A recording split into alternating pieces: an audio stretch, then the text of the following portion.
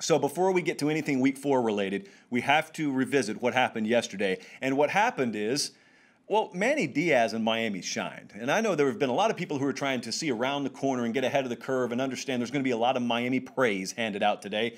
And yes, there is.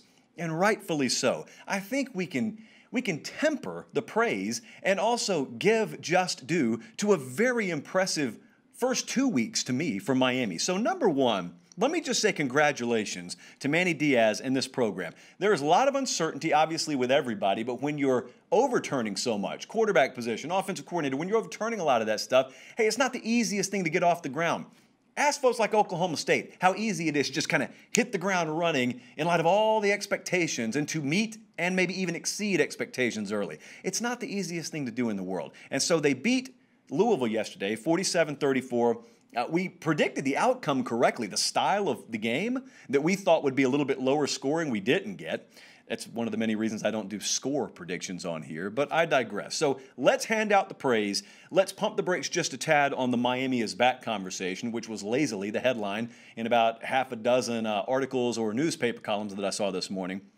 But let me assure you, the excitement here is genuine, it's authentic, it's 100% real. The most important word to me coming out of yesterday and what we've really seen for 2 weeks now from Miami is versatility.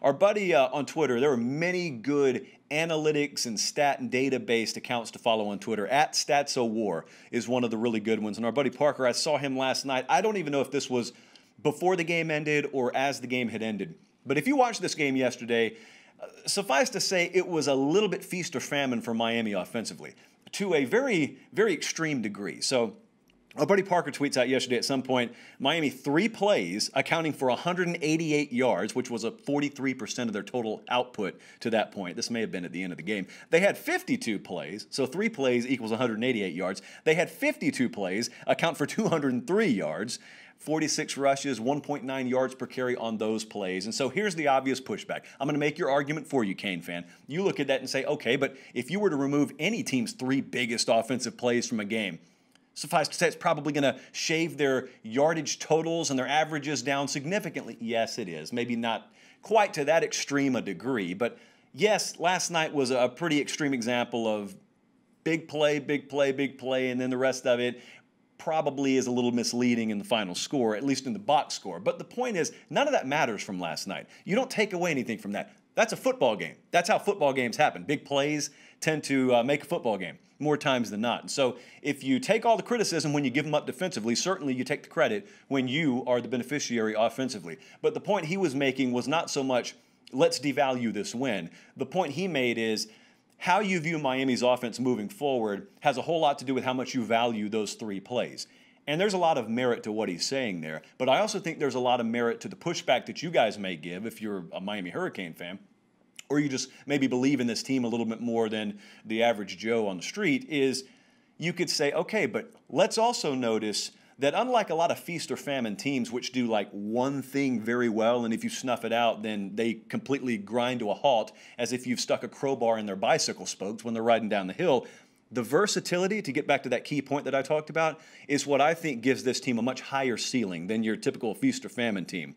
Versatility. What I mean by that is, whether we're talking about Cameron Harris, who had a very good night last night, and we talk about the stable of running backs they have a variety of different ways to hurt you, both in the backfield and out of the backfield. They have a very dynamic threat, I think it's obvious, at quarterback, the likes of which you haven't had a reason to be excited about since the early 2000s in De'Aaron King, and I speak pretty conclusively about that, and speak in those terms pretty conclusively. But they also have probably a 1-2 All-American caliber combination at tight end. That's obvious now, if you didn't already know that, in Jordan and Mallory. And they also have one of the best punter-kicker combinations in America. And they have, while not perfect, a very formidable defense, a very disruptive defense, and a very big in the right places and athletic defense. So I say all that because I want you to understand this is a team that has more than just 1 or 2 ways to beat you. And last night and in the first week, those were 2 different looking games if you watched them. And that kind of makes my point for me. While last night they rode 3 big explosive plays to being their overall margin of victory, you know, Louisville fattened up a little bit in what I would call garbage time. You got to also take into account that was week 2. for a program that in its own right, speaking about Miami now, is still on the fly installing a lot of new things. This is not by any stretch a finished product offensively for Miami. So you got the pieces in place to where it very well could be that they're just on rung 2 or rung 3 of like an 8-rung ladder, and they still have quite a ways to climb. And so my question, or my, I guess, statement won't be made about Miami coming out of week 2. This was a really good win. But when we're talking about what is the Miami offense, ultimately what is the ceiling for this team, week 6, week 7, week 8, if Manny Diaz has the right staff in place, if they have the right chemistry and cohesion in that locker room, if they have the right pieces, and they avoid massive amounts of injury or, COVID cancellations, they're going to be better in week 8 than they are right now. That's obvious, I think. That just stands to reason. So there's a lot of reason to be excited. I said it about King. I'll say it about the entire team. There is as much reason to be excited about this team as there has been for any Miami team since, again, the early portions of the 2000s. And for anyone who disagrees with that, think about what I just said. I didn't say be more excited about Miami 2020 than Alabama 2012 or 13. I am doing an apples-to-apples comparison of this program versus prior versions of this program and the teams that this program put on the field. Which version of the Miami Hurricanes, again, before or after really the early portion of the 2000s, would I have reason to be more excited about than the one I saw last night? So stamp of approval from Miami. Really like where they are. Not at the Clemson level, but when we're talking about the battle for the number 2 spot there, at the very least, if I were to put them on the field with Notre Dame tomorrow, you don't think that would be a competitive game? I do.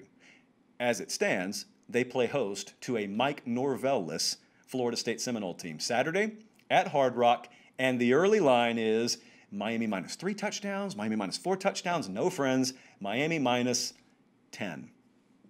Be careful.